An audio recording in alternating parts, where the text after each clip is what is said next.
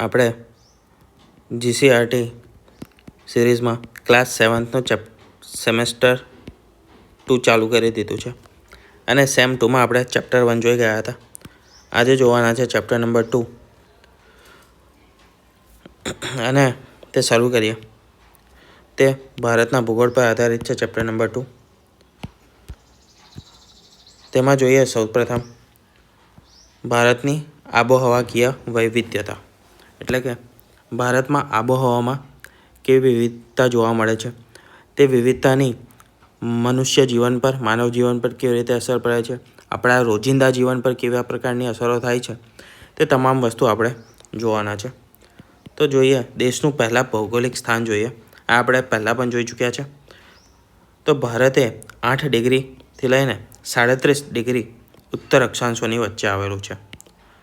જ્યારે આપણે આબોહવા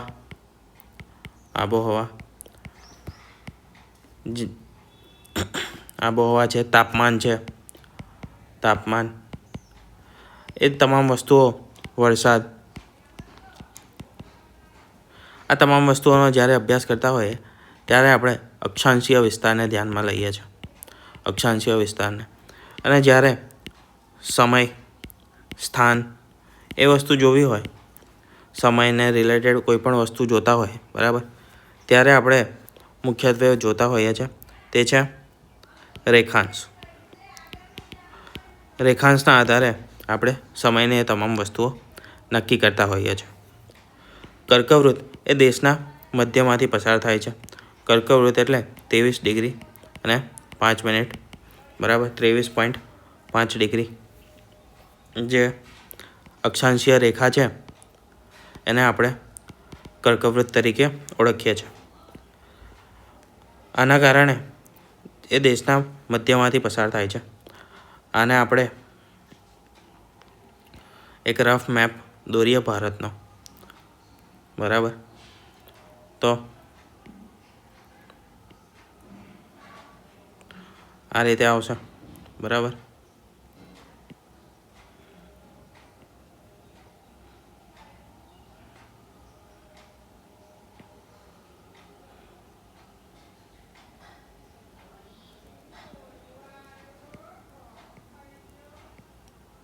આ રીતે ત્રિપુરા અને તેની મધ્યમાંથી આપણે આ પસાર થાય છે તે છે કર્કવૃત્ત. હવે કર્કવૃત્તની નીચે અને કર્કવૃત્તની ઉપર એમ બે ભાગમાં આપણે ભારતને વહેંચી શકીએ છીએ. કર્કવૃત્તની ઉપર સમશીતોષ્ણ કટિબંધ લાગશે, આપણે સમશીતોષ્ણ એરિયા લાગશે. સમશીતોષ્ણ અને તેના નીચે લાગશે વિષુવવૃત્તીય વિસ્તાર, એટલે કે જ્યાં આગળ ગરમી હશે, બરાબર. તો આ જે સમશીતોષ્ણ વિસ્તાર છે એ મુખ્યત્વે ઉત્તર ભારતનો છે. ઉત્તર ભારતમાં તાપમાન જેટલું વધારે જશે ને એટલું ઓછું પણ જશે, એટલે કે ત્યાં આગળ ઠંડીનું પ્રમાણ વધારે હશે. અને દક્ષિણ ભારતમાં ગરમીનું પ્રમાણ વધારે હશે. મધ્ય ભારત અને દક્ષિણ ભારતમાં ગરમીનું પ્રમાણ વધારે હશે. દક્ષિણ ભારતમાં જે છે ને તે નહીં ગરમી વધારે હોય, ગરમી પણ વધારે નહીં હોય અને ઠંડી પણ વધારે નહીં હોય. એનું કારણ એ છે કે એ આપણો દ્વીપકલ્પીય વિસ્તાર છે અને તેની ત્રણેય બાજુએ પાણી આવેલું છે, એટલે કે સમુદ્ર આવેલું છે. હવે પાણી શું કરશે? તો સમુદ્ર જે છે, પાણી જે છે તે તાપમાનને, ટેમ્પરેચર T તરીકે લખીએ છીએ તાપમાનને, નહીં બહુ વધારે વધવા દે, નહીં બહુ વધારે ઘટવા દે. એટલે દક્ષિણ ભારતનું જે તાપમાન છે તે એવરેજ જ રહેશે 12 માસ. એટલે ગરમીનો સૌથી વધારે અનુભવ જે થશે તે આ વિસ્તારના લોકોને થશે, એટલે કે મધ્ય ભારતના લોકોને, બરાબર. ત્યાં આગળ સૌથી વધારે ગરમી લાગશે. દક્ષિણ ભારતમાં કેમ નહીં થાય? તો કે ત્રણેય બાજુએ શું છે? પાણી છે, સમુદ્ર છે. તે તાપમાનને વધારે ઉપર પણ નથી જવા દેતું અને વધારે નીચે પણ નથી જવા દેતું. જેટલા પણ તમે દરિયા કિનારાના શહેરો જોશો એ તમામ જિલ્લાઓ શહેરોમાં તાપમાન બહુ વધારે એક્સ્ટ્રીમ અપ પણ નહીં થાય અને બહુ વધારે એક્સ્ટ્રીમ ડાઉન પણ નહીં જાય. એટલે કે બહુ વધારે ઠંડી નહીં પડે શિયાળામાં અને બહુ વધારે ગરમી નહીં પડે. હવે વાત કરીએ કે આબોહવા બનાવતા મુખ્ય પરિબળો. તો આબોહવા બનાવતા મુખ્ય પરિબળોમાં પહેલું આવશે ભૂમિની ઊંચાઈ, એટલે કે જમીનની ઊંચાઈ. શેનાથી? તો કે સમુદ્ર લેવલથી ઊંચાઈ એ પહેલો પોઈન્ટ છે. બીજું છે પર્વતોનું સ્થાન અને તેનો ઢોળાવ. પર્વતો ક્યાં આગળ આવેલા છે અને તેનો ઢોળાવ કેટલો છે. ત્રીજી વસ્તુ છે સમુદ્રથી અંતર.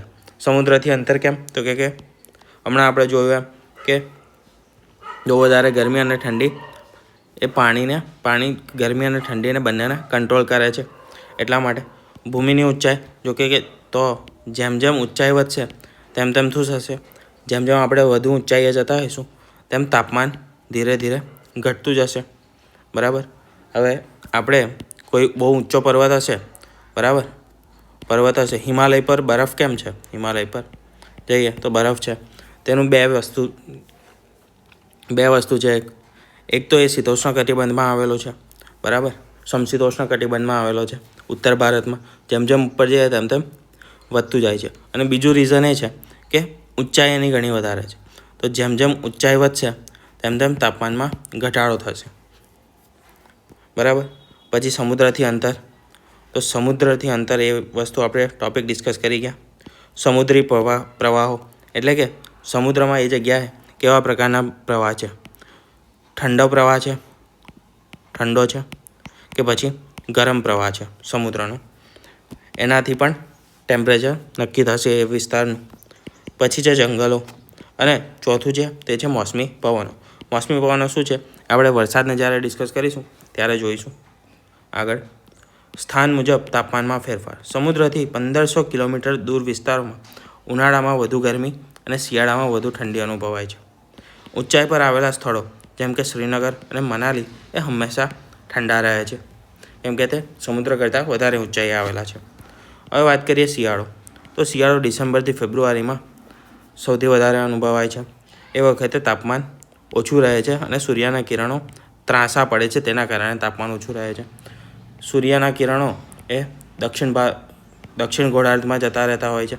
આ પૃથ્વી છે, બરાબર, તો આ સૂર્ય એ સમયે ક્યાં હોય છે? તો દક્ષિણ ભારત પર, એટલે કે મકરવૃત્ત પર સીધા કિરણો પાડે છે. તો ઉપર શું થશે? આ જે છે આ મકરવૃત્ત છે અને આ છે એ કર્કવૃત્ત છે. તો કર્કવૃત્ત પર ત્રાંસા કિરણો પડશે.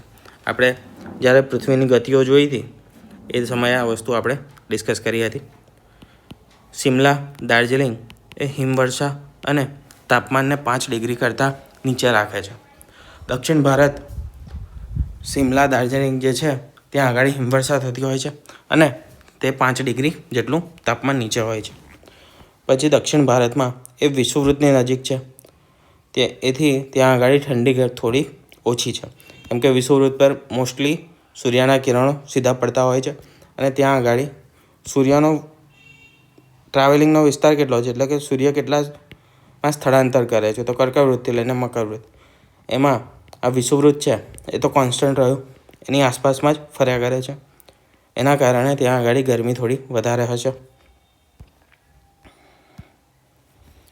ઉનાળો માર્ચથી લઈને મે.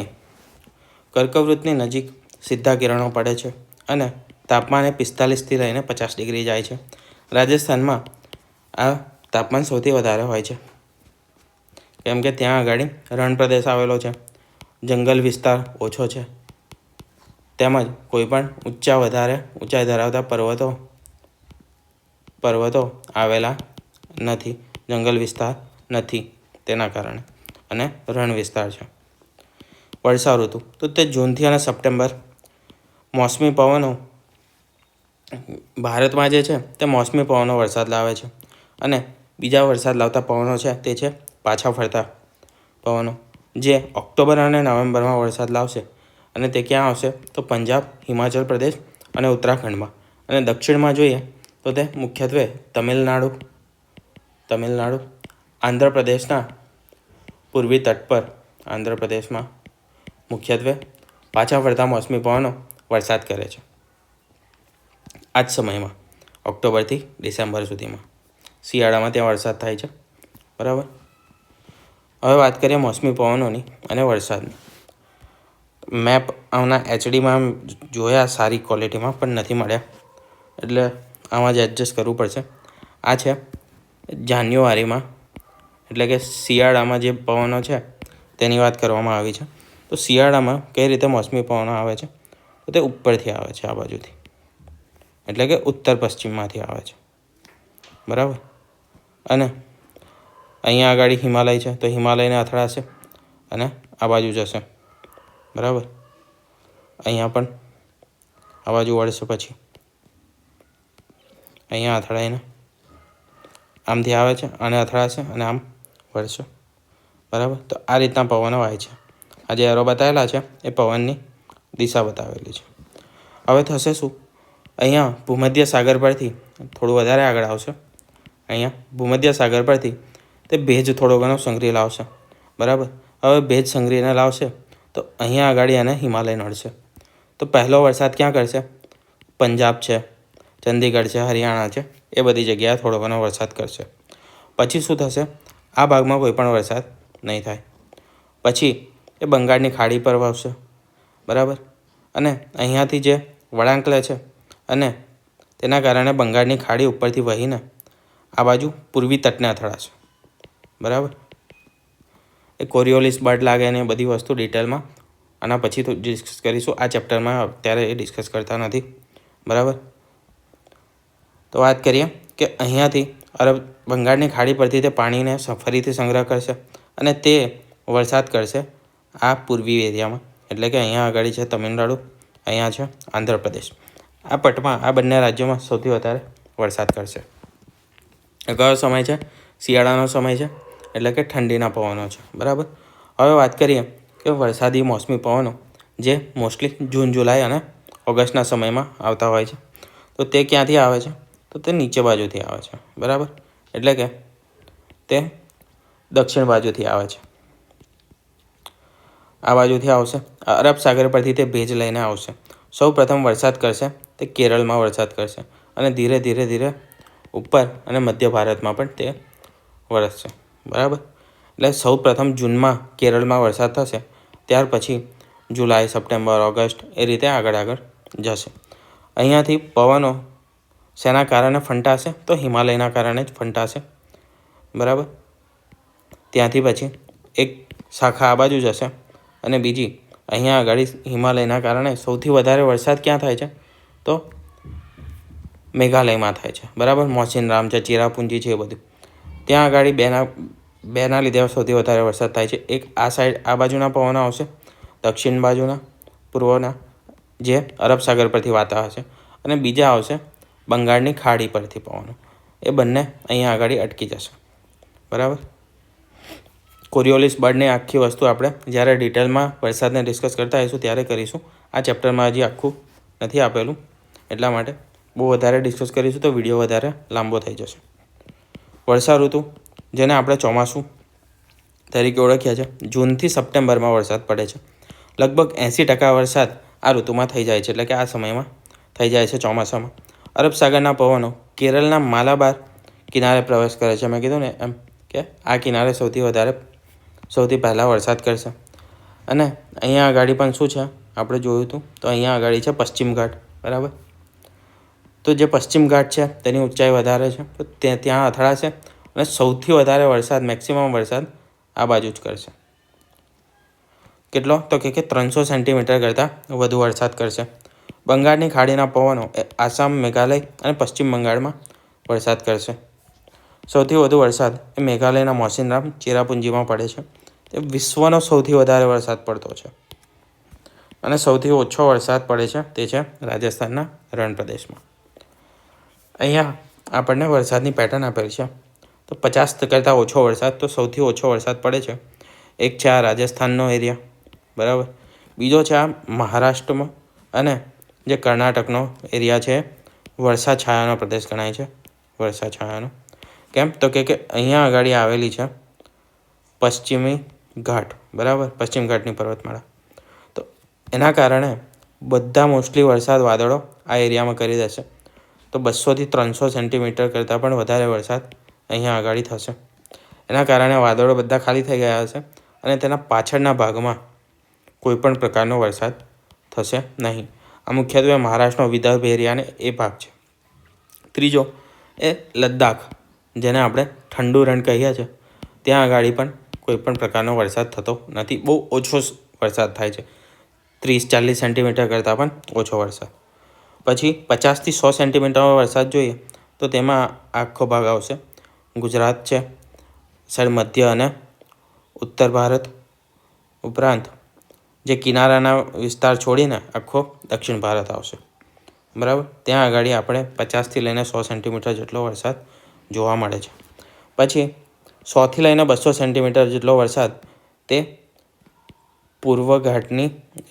પશ્ચિમ ઘાટની પર્વતમાળા ઉપર, પશ્ચિમની પર્વતમાળાની ઉપર થશે, પશ્ચિમ ઘાટ પર.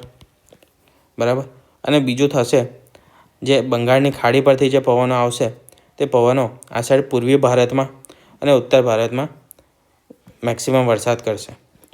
પછી 200થી વધારે વરસાદ જોઈએ તો એના માટે એક આખો આવશે જે પશ્ચિમ ઘાટનો કિનારાનો વિસ્તાર છે તે, અને આ બાજુ આવશે મેઘાલયને આખું ઉત્તર પૂર્વી ભારત. બરાબર, ઉત્તર પૂર્વ ભારત એ આખું આવશે. તો આ હતી વરસાદની પેટર્ન. હવે જોઈએ આબોહવાની માનવ પર કયા પ્રકારની અસર થાય છે. તો રહેણાંકની વાત કરીએ તો રણ પ્રદેશ પાણી સંગ્રહ માટે ધાબાવાળા મકાનો હોય છે, જ્યાં પાણી સંગ્રહ વધારે કરી શકાય. અંડરગ્રાઉન્ડ પર મોટા ટાંકાઓ બનાવીને ત્યાં આગળ પાણીનો સંગ્રહ કરવામાં આવે છે. પછી વાત કરીએ હિમાલય વિસ્તારની, તો હિમાલય વિસ્તારમાં લાકડાના મકાનો હોય છે, જેથી ગરમી રહે અને ઠંડીથી રાહત રહે. બરાબર, રાહત મળે.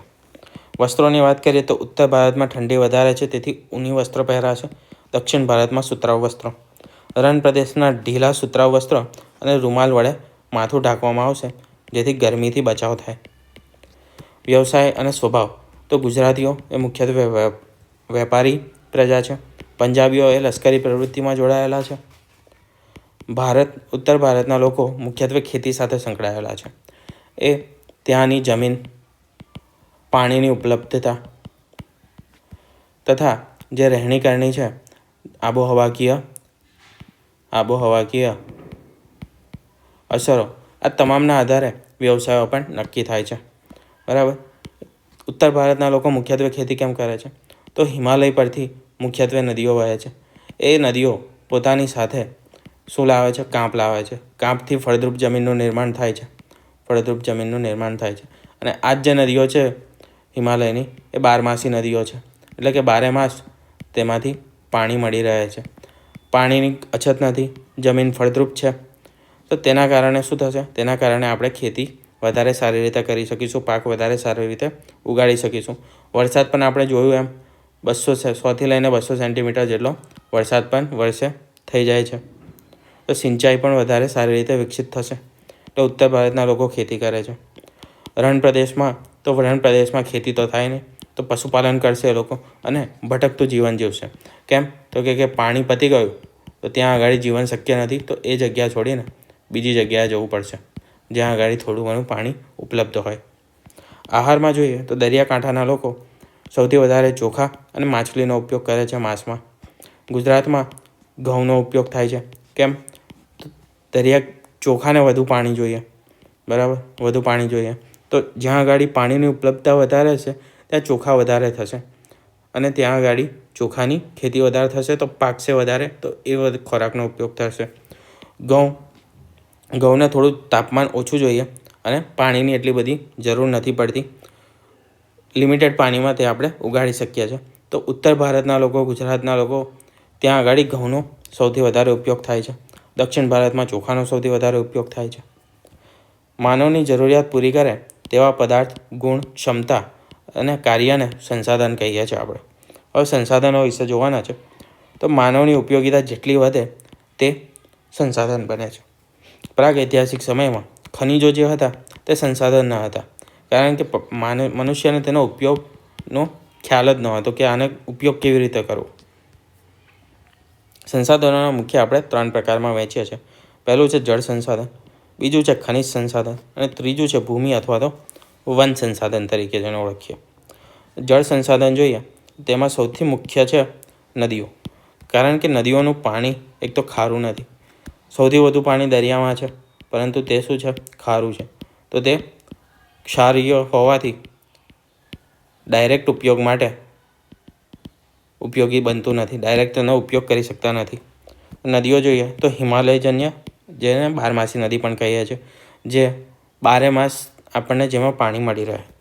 તેમાં મુખ્ય નદીઓ છે સિંધુ, ગંગા, જેને આપણે ભગીરથી તરીકે પણ ઓળખીએ છીએ શરૂઆતમાં, સ્ટાર્ટિંગ થાય ત્યાં આગળ. પછી છે યમુના, જે ગંગાની સહાયક નદી છે. અને ત્રીજી આખા એકચ્યુઅલી નદીતંત્ર જ છે. જ્યારે તમે ડિટેલમાં ભણશો જળ સંસાધન તો સિંધુ નદીતંત્ર, ગંગા નદીતંત્ર અને બ્રહ્મપુત્ર નદીતંત્ર એ મુખ્યત્વે 3 મુખ્ય નદીઓ છે ઉત્તર ભારતની. આ નદીઓની વિશેષતા એ છે કે 12માસી નદીઓ છે. ગંગા, બ્રહ્મપુત્ર તે ફળદ્રુપ મુક્ત્રિકોણ રચે છે ત્યાં આગળ બંગાળ અને બાંગ્લાદેશમાં. ત્યાં આગળ ફળદ્રુપ મુક્ત્રિકોણની રચના કરે છે. જળમાર્ગ માટે પણ આ નદીઓ ઉપયોગી છે. 12માસી છે, પાણી મળી રહે છે અને ઊંડી પણ છે. તેના કારણે આપણે તેનો જળમાર્ગ તરીકે પણ ઉપયોગ કરી શકીએ છીએ. પછી વાત કરીએ કોસી નદી, જે બિહારમાં દર વર્ષે પૂર લાવે છે, તેથી બિહારનો શોક તરીકે પણ ઓળખવામાં આવે છે. પછી વાત કરીએ દક્ષિણ ભારતની નદીઓ, તો આ મુખ્યત્વે અસમતલ પ્રદેશમાં વહે છે અને પાણી ઋતુ પ્રધાન છે. એટલે કે મોસ્ટલી ચોમાસામાં, એટલે કે વરસાદી ઋતુમાં તેમાં પાણી જોવા મળશે. એના પછી કાં તો પાણી ઘણું ઓછું હશે, કાં તો હોય જ નહીં, બરાબર, સૂકી થઈ જશે. અહીંયા નદીનો મેપ આપેલો છે. આ જે નર્મદા તાપી નદી છે, બરાબર, ત્યાંથી આપણે નર્મદાથી ઉપરની જે નદીઓ છે તેને ઉત્તર ભારતની નદીઓ તરીકે ઓળખીએ છીએ અને નીચેની છે એ દક્ષિણ ભારતની નદીઓ તરીકે ઓળખીએ છીએ, બરાબર. આ છે ગંગા, આ બે ભેગી થાય છે અને અહીંયાથી ગંગા બને છે. આ ગંગા મુખ્ય નદી છે. પછી આ છે સિંધુ નદી, બરાબર, અને આ તેની જે 5 નદીઓ પંજાબ કહેવાય છે સપ્ત સિંધુ પ્રદેશની, તો એ સતલજને એ બધા સાથે 7 નદીઓ જે સિંધુ નદીતંત્ર બનાવે છે. અહીંયાથી તિબેટમાંથી નીકળે છે સાંગપો, જેને આપણે બ્રહ્મપુત્ર તરીકે ઓળખીએ છીએ. ગંગાના અહીંયા 2 ફાંટા થાય છે અને તે પછી બ્રહ્મપુત્રને મળીને આ જે આખો એરિયા છે પશ્ચિમ બંગાળ અને બાંગ્લાદેશનો, અહીંયા આગળ મુક્ત્રિકોણ પ્રદેશ રચાય છે, જે સૌથી ફળદ્રુપ છે. અને અહીંયા સુંદરવન ડેલ્ટા પણ આવેલો છે, સુંદરવન ડેલ્ટા, બરાબર. આ આપણી નર્મદા નદી છે, એના નીચે છે તાપી. દક્ષિણ ભારતની મુખ્ય નદીઓમાં જોઈએ તો આ છે ગોદાવરી, આ કોલેરુ નદી છે નાની અમથી, આ મહાનદી છે. પછી આ બીજી એક મહત્ત્વની નદી તે છે કૃષ્ણા નદી અને તેને મળતી તુંગભદ્રા નદી. અને દક્ષિણની ગંગા તરીકે આપણે જેને ઓળખીએ છીએ તે છે કાવેરી નદી, સૌથી દક્ષિણમાં આવેલી છે. સરોવરોમાં મુખ્ય જોઈએ તો સાંભળ સરોવર છે. હવે તે રાજસ્થાનમાં આવેલું છે અને રણ પ્રદેશ છે, તો તે એક ખારા પાણીનું સરોવર છે. બીજા મીઠા પાણીના સરોવર જોઈએ તો વુલર છે અને ઝીલ છે, બરાબર. તો એ બંને વુરલ સરોવર અને દલ સરોવર તે આવેલા છે જમ્મુ કાશ્મીરમાં. અહીંયા આગળ આવેલું છે ઓડિશામાં ચિલ્કા સરોવર. એના નીચે છે અહીંયા પુલિકટ સરોવર, જે તમિલનાડુ અને આંધ્રપ્રદેશની બોર્ડર પર છે. અને આંધ્રપ્રદેશમાં બીજું એક છે કોલેરુ સરોવર. નર્મદા, દક્ષિણ ભારતની નદીઓમાં નર્મદા જે પશ્ચિમ તરફ વહે છે, તાપી પશ્ચિમ તરફ વહે છે. આ બંને નદીઓને છોડીને બીજી તમામ નદીઓ જે છે તે પૂર્વ તરફ વહે છે. ગોદાવરી, કૃષ્ણા, કાવેરી, તુંગભદ્રા. જોઈએ તો અસમતલ પ્રદેશમાં વહે છે, તેથી જળધોધનું સૌથી વધારે નિર્માણ થાય છે. સૌથી વધારે જળધોધ આપણને દક્ષિણ ભારતમાં જોવા મળે છે. સિંચાઈ અને જળવિદ્યુત માટે ઉપયોગી છે, કારણ કે અસમતલ પ્રદેશમાં વહે છે. ઊંચાઈ પરથી પડતું પાણી તે આપણે જળવિદ્યુત બનાવવા માટે ઉપયોગ કરી શકીએ છીએ સૌથી વધારે. નદી આધારિત બહુહેતુક યોજનાઓ જોઈએ તો મુખ્ય બહુહેતુક યોજનાઓ કઈ કઈ છે, તેમાં સૌથી મુખ્ય છે નર્મદા નદી પર બનેલી સરદાર સરોવર, જેનાથી ગુજરાત, મધ્યપ્રદેશ, રાજસ્થાન અને મહારાષ્ટ્રને ફાયદો થશે. કૃષ્ણા નદી પર નાગાર્જુન સાગર બંધ બાંધવામાં આવ્યો છે, નાગાર્જુન સાગર યોજના. આનાથી આંધ્રપ્રદેશ રાજ્યને ફાયદો થયો છે. તુંગભદ્રા પર તુંગભદ્રા, જેનાથી આંધ્રપ્રદેશ રાજ્યને, ઉપરાંત મહાનદી પર હીરાકુંડ, જે ઓડિશા રાજ્યને ફાયદો કરે છે. સતલુજ નદી, જેના પર ભાખડા નાંગલ ડેમ બાંધવામાં આવેલો છે, તેનાથી પંજાબ, હરિયાણા અને રાજસ્થાનને પાણી તથા વીજળી મળે છે. કોસી નદી, તેના પર કોસી પ્રોજેક્ટ છે, જે બિહારમાં આવેલો છે અને બિહારને તેનાથી ફાયદો થશે. આ નર્મદા, જે આપણું સરદાર સરોવર છે, તે યોજના વિશે અમુક મુદ્દાઓ છે. સરદાર યોજના ગુજરાતની સૌથી મોટી બહુહેતુક યોજના છે. તેની મુખ્ય નહેર જે છે તે વિશ્વની સૌથી મોટી નહેર છે. શેની? તો કે વિશ્વની સૌથી મોટી નહેર છે નર્મદાની, જે મુખ્ય નહેર છે તે. અને તેનું લંબાઈ જોઈએ તો આખું જે નહેર તંત્ર છે તે 66,000 કિલોમીટરનું છે. બરાબર. 8,215 ગામો, 135 શહેરોને પીવાનું પાણી મળે છે તેનાથી. 14 જિલ્લાઓ, 75 તાલુકા અને 3,060 ગામો એ સિંચાઈનો લાભ મળ્યો છે. હવે જોઈએ ભારતના મુખ્ય સરોવરો. તો કાશ્મીરમાં દલ અને વુલર સરોવર આવેલું છે, તે મીઠા પાણીના છે. આંધ્રપ્રદેશમાં કોલાર સરોવર, તે મીઠા પાણીનું છે. ઓડિશા ચિલ્કા, તે ખારા પાણીનું સરોવર છે. તમિલનાડુમાં પુલિકટ, રાજસ્થાનનું સાંભર અને ગુજરાતનું નળ સરોવર, આ તમામ ખારા પાણીના સરોવરો છે. કૃત્રિમ લેક જોઈએ એટલે કે આર્ટિફિશિયલ લેક્સ, આર્ટિફિશિયલ સરોવરો જે કૃત્રિમ રીતે બનાવેલા હોય, તો હિમાચલમાં છે સતલુજ નદી પર ગોવિંદ સાગર, આંધ્રપ્રદેશમાં કૃષ્ણા નદી પર જે આપણે હમણાં જોયું નાગાર્જુન સાગર, આંધ્રમાં જ માજરા નદી પર નિઝામ સાગર, ગુજરાતમાં સરદાર સરોવર, મધ્યપ્રદેશમાં ચંબલ પર ગાંધી સાગર સરોવર બાંધવામાં આવેલું છે. હવે જોઈએ ખનિજ. તો ધાતુમય લોખંડ, તાંબુ, જસત, કલાઈ, પારો, પ્લેટિનમ એ ધાતુમય ખનિજ છે. અધાતુમય ખનિજમાં જોઈએ તો હીરો, ચૂનાનો પથ્થર, બોક્સાઇટ, અબરખ એ તમામ અધાતુમય ખનિજ છે. અને સંચાલક શક્તિના આધારે કોલસા, ખનિજ તેલ, કુદરતી વાયુ અને યુરેનિયમ એ તમામ જે છે તે ઉર્જા માટેના ખનિજો છે. સંચાલક શક્તિ તરીકે આપણે તેને વ્યાખ્યાયિત કરીએ છીએ. જોઈએ મેંગેનીઝ એ કાચ, જંતુનાશક અને રાસાયણિક ઉદ્યોગોમાં વપરાય છે. તાંબુ વીજતાર, સિક્કા, પ્રિન્ટિંગ વગેરેમાં વપરાય છે. બોક્સાઇટ જે છે તેમાંથી એલ્યુમિનિયમ મેળવવામાં આવે છે, જે હવાઈ જહાજના સાધનો, પાર્ટ્સ બનાવવા માટે ઉપયોગી છે, હવાઈ જહાજ બનાવવા માટે ઉપયોગી છે. ઉપરાંત રંગોમાં પણ તેનો ઉપયોગ કરવામાં આવે છે. અબરખ એ ઇલેક્ટ્રોનિક સાધનો અને રેડિયોમાં વપરાય છે. ફ્લોસ્પાર એ પ્લાસ્ટિક બનાવવા માટે તથા ધાતુ ઉદ્યોગોમાં વાપરવામાં આવે છે. કોલસા કઈ જગ્યાએથી કયું ખનિજ મળે છે તે જોઈએ. તો કોલસો જે છે તેની ખાણો મુખ્યત્વે ઝારખંડ, છત્તીસગઢ, બિહાર, MP અને ગોવામાં આવેલી છે. ગુજરાતમાં કચ્છમાં આપણે કોલસો મળી આવે છે. મેંગેનીઝ જોઈએ તો ઓડિશા, ગોવા, ગુજરાત અને મધ્યપ્રદેશ. તાંબુ રાજસ્થાન, મધ્યપ્રદેશ અને ઝારખંડ. બોક્સાઇટ જે ઓડિશા, ગોવા અને ગુજરાતમાંથી મળે છે. અબરખ જે છે તે બિહાર અને ઝારખંડમાંથી મળે છે. સીસુ, જસત તે રાજસ્થાનમાંથી મળે છે. ચૂનાનો પથ્થર ગુજરાત, મધ્યપ્રદેશ અને કર્ણાટક.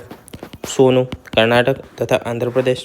અને તેલ વાયુ એટલે કે કુદરતી ગેસ અને તેલ તે અસમ, ગુજરાત અને મહારાષ્ટ્રમાંથી મળે છે.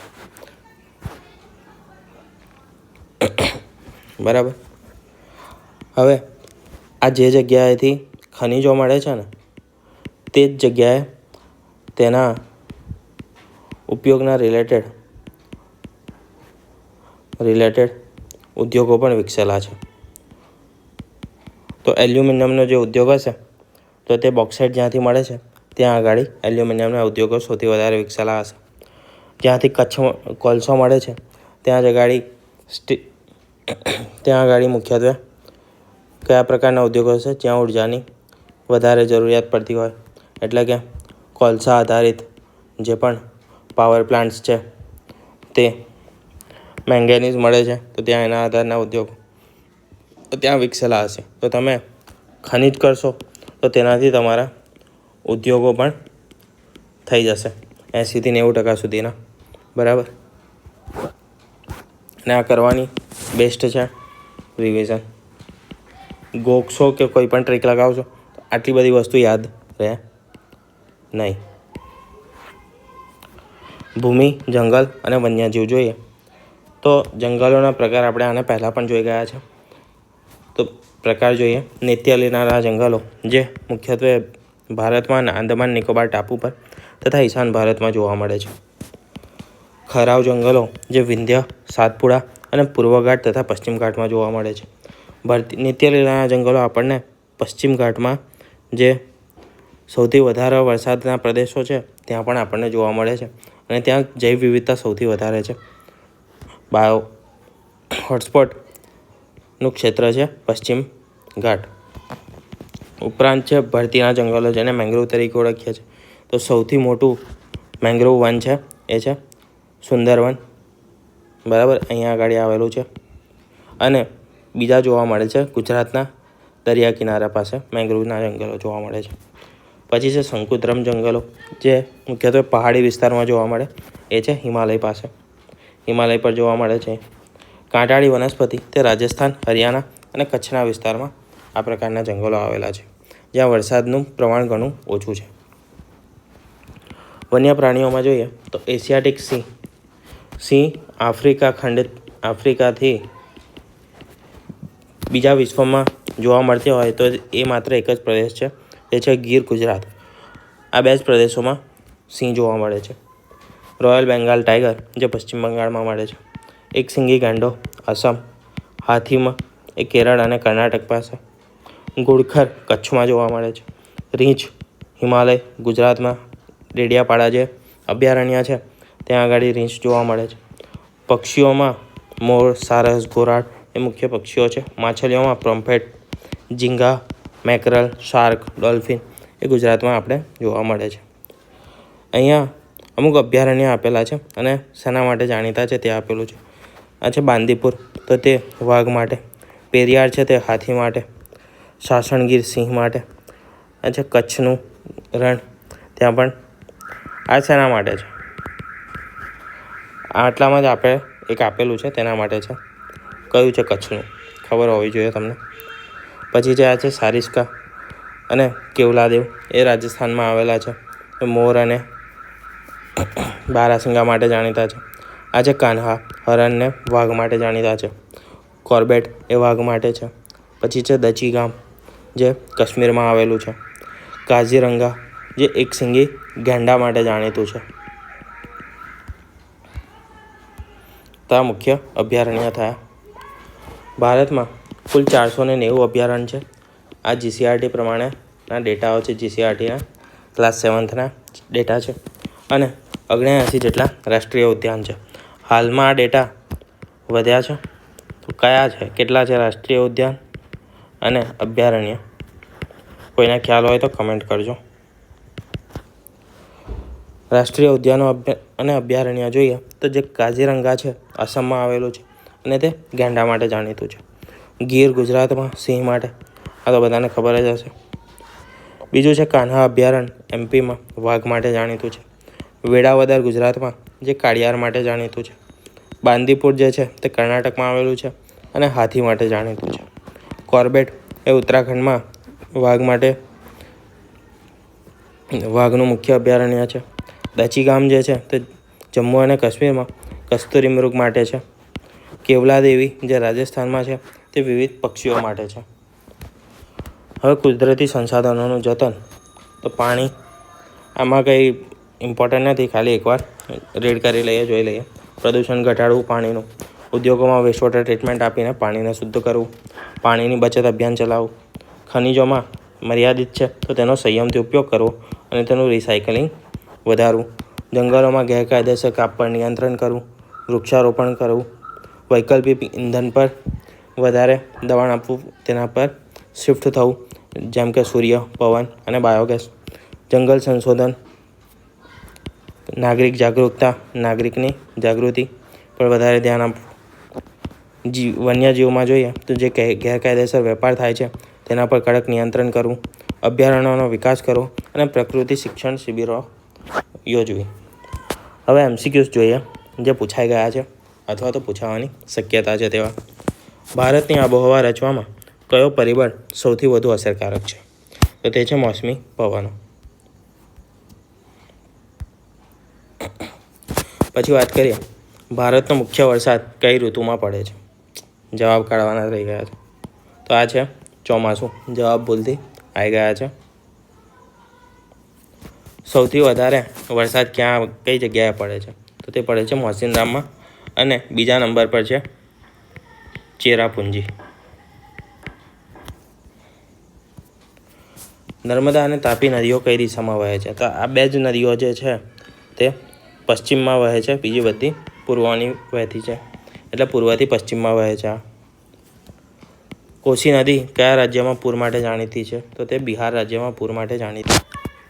મોટું બહુહેતુક પ્રોજેક્ટ કયો છે? તો તે છે સરદાર સરોવર. દલ સરોવર ક્યાં આવેલું છે? તો જમ્મુ કાશ્મીરમાં આવેલું છે. ગીર કયા પ્રાણી માટે પ્રખ્યાત છે? તો તે એશિયાટિક સિંહ માટે પ્રખ્યાત છે. સુંદરવન કયા પ્રકારના જંગલો છે? તો તે મેંગ્રુવ પ્રકારના જંગલો છે. બારેમાસ પાણી ધરાવતી નદીઓનો મુખ્ય સ્ત્રોત શું છે? તો તે છે હિમાલય. ભારતમાં સૌથી મોટું ક્ષમતા ધરાવતું નહેર તંત્ર કયું છે? તે છે નર્મદાની મુખ્ય નહેર. એશિયાટિક સિંહ ક્યાં જોવા મળે છે? તો તે માત્ર ગીરમાં જોવા મળે છે, ગુજરાત. કયો ખનિજ વીજ તારમાં સૌથી વધુ ઉપયોગી છે? તો તે છે તાંબુ. ઓડિશામાં કયું કૃત્રિમ સરોવર આવેલું છે? તો તે છે હીરાકુડ. ઓડિશામાં